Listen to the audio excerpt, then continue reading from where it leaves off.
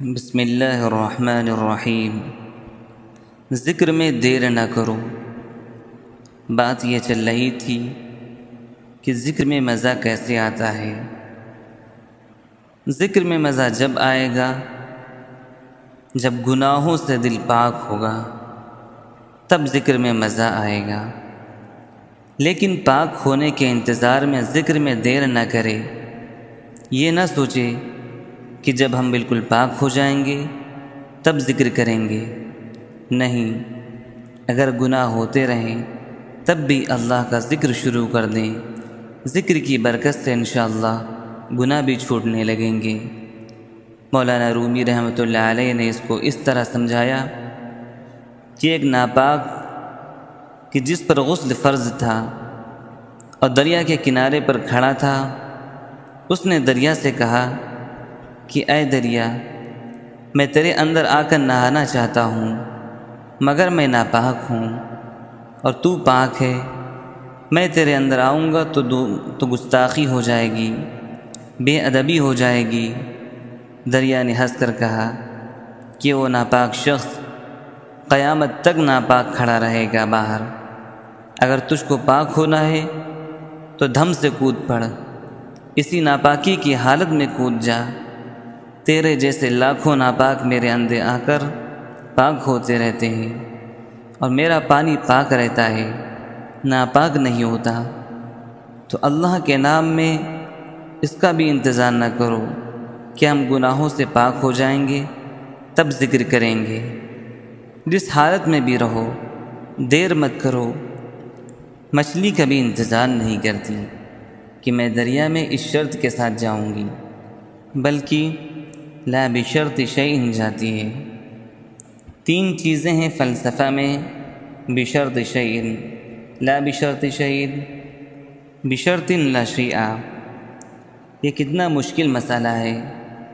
میں نے بنگلہ دیش میں اپنے شیخ اور وہاں کے ایک بڑے بزرگ حافظ جی حضور رحمۃ اللہ علیہ سے عرض کیا کہ میں فلسفہ کا یہ مسئلہ ایک مثال سے سمجھا دیتا ہوں کہ جاہل بھی سمجھ لے، اور اساتذہ اس کو سمجھاتے ہیں بڑے مشکل الفاظ سے کہ طلبہ سمجھ نہیں پاتے۔ میں نے عرض کیا کہ وہ مثال یہ ہے کہ دعوت اس شرط پر منظور کرے کہ جب شامی کباب کھلاؤ گے تب دعوت منظور ہے۔ اس کا نام ہے بشرط شیء۔ اور یہ کہے کہ دعوت میں بڑے کا گوشت نہیں کھاؤں گا، یہ دعوت بشرط لا شیء۔ اور ایک یہ کہ کوئی شرط نہیں ہے، نہ مثبت نہ منفی، جو چاہے کھلاؤ اور جو چاہے نہ کھلاؤ، یہ ہے دعوت لا بشرط شیء۔ تو مولانا رومی رحمۃ اللہ علیہ فرماتے ہیں کہ انتظار مت کرو۔ اگر تم پاک ہونے کا انتظار کرو گے تو قیامت تک پاک نہ ہو سکو گے۔ حضرت مولانا گنگوہی رحمۃ اللہ علیہ سے کسی نے پوچھا کہ پہلے ہم درود شریف پڑھیں یا استغفار کریں؟ تو حضرت گنگوہی رحمۃ اللہ علیہ نے فرمایا کہ پہلے کپڑے دھوتے ہو پھر عطر لگاتے ہو، یا پہلے عطر لگاتے ہو پھر کپڑے دھوتے ہو؟ جواب ہو گیا کہ استغفار اور توبہ کر کے اللہ کی یاد میں لگ جاؤ، اور انشاءاللہ تعالی اللہ کے نام کے صدقے میں آہستہ آہستہ انسان خود پاک ہونے لگتا ہے۔ مولانا رومی رحمۃ اللہ علیہ فرماتے ہیں کہ جب سورج نکلتا ہے تو اندھیرے کو بھگانا پڑتا ہے، رات تو خود بخود بھاگ جاتی ہے۔ اللہ کے نام کا اور ان کی یاد کا سورج جب دل میں نکلے گا تو انشاءاللہ تعالی گناہوں کے اندھیرے خود بھاگ جائیں گے۔ ایک مچھر کا مقدمہ۔ ایک مچھر نے حضرت سلیمان علیہ السلام کی عدالت میں مقدمہ پیش کیا کہ اے اللہ کے نبی، میرا مقدمہ سنو اور فیصلہ کر دو کہ جب مجھے بھوک لگتی ہے اور خون چوستا ہوں تو ذرا سے خون سے میرا پیٹ بھر جاتا ہے، لیکن ہوا تیز آتی ہے اور مجھے اڑا دیتی ہے، میرے پیر نہیں ٹکتے اور میں بھوکا رہ جاتا ہوں۔ تو میرا مقدمہ ہوا پر ہے، حضرت سلیمان علیہ السلام نے فرمایا کہ فیصلے کے لیے مدعی اور مدعا علیہ دونوں کا ہونا اور دونوں کے بیان کا سننا ضروری ہے۔ میں ہوا کو حکم دیتا ہوں کہ وہ بھی آ جائے۔ آپ نے ہوا کو حکم دیا۔ ہوا جو دھر دھر کرتی ہوئی تیز آئی تو مچھر صاحب کئی میل بھاگ گئے، ہوا نے بھگا دیا۔ حضرت سلیمان علیہ السلام نے کہا، بھائی مدعی صاحب کیوں بھاگ گئے؟ ہوا سے کہا کہ اچھا تم واپس جاؤ۔ پھر مچھر کو بلا کر کہا کہ یہ کیا معاملہ ہے؟ مدعی تم ہو اور تم نے جس پر دعویٰ دائر کیا میں نے اس کو بلایا تو تم بھاگ گئے۔ مچھر نے کہا کہ یہی تو رونا ہے، اس ظالم کے آتے ہی میں ٹھہر نہیں سکتا۔ مولانا رومی رحمۃ اللہ علیہ فرماتے ہیں کہ جب تم اللہ کا نام لوگے تو خود بخود گناہوں کے مچھر بھاگنے لگیں گے۔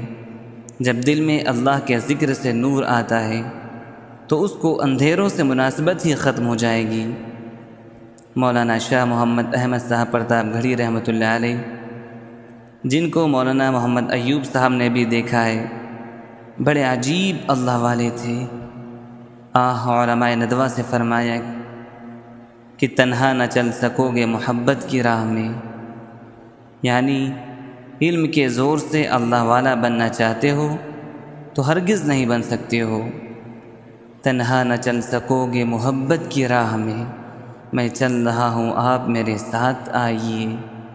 اسی لیے شیخ کا نام ہے رہبر، راستہ بتانے والا۔ تو مولانا شاہ محمد احمد صاحب رحمۃ اللہ علیہ کا ایک شعر یاد آیا، اف کتنا ہے تاریک گنہگار کا عالم۔ اف کا لفظ بتاتا ہے کہ گناہ کا اندھیرا بہت سخت ہوتا ہے۔